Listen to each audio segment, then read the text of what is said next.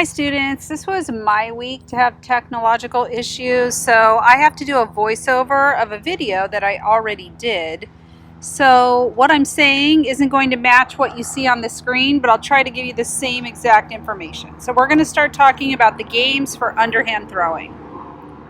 Quick review of underhand throwing. Just remember that you need to hold the ball in your right hand and step with your left, or you need to hold the ball in your left hand and step with your right so it's opposite. Make sure that you keep your eyes on the target so you know where you're throwing. Make sure that your arm is going at the target and that your step is going down the target line so the ball will go exactly where you want it to go.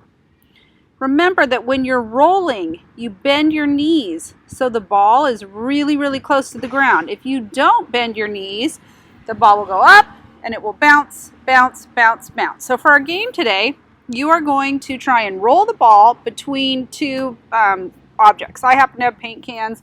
You could use stuffed animals, you could use water bottles, wherever you want to use. Start off slow and close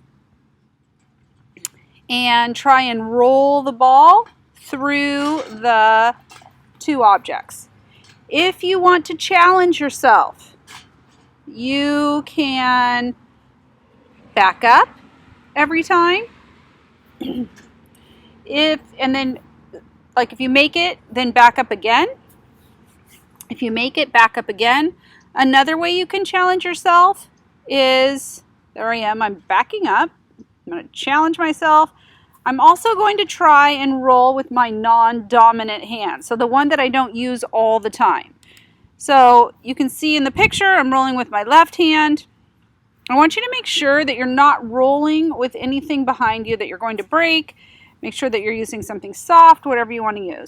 So if I step back, and I miss like I just missed, I have to move way back up. I can also challenge myself by moving my objects closer together. So I have a little tiny opening to try and roll through. That will make it more difficult for you. So if this is too easy for you, try moving your targets closer together and see if you can roll through your targets.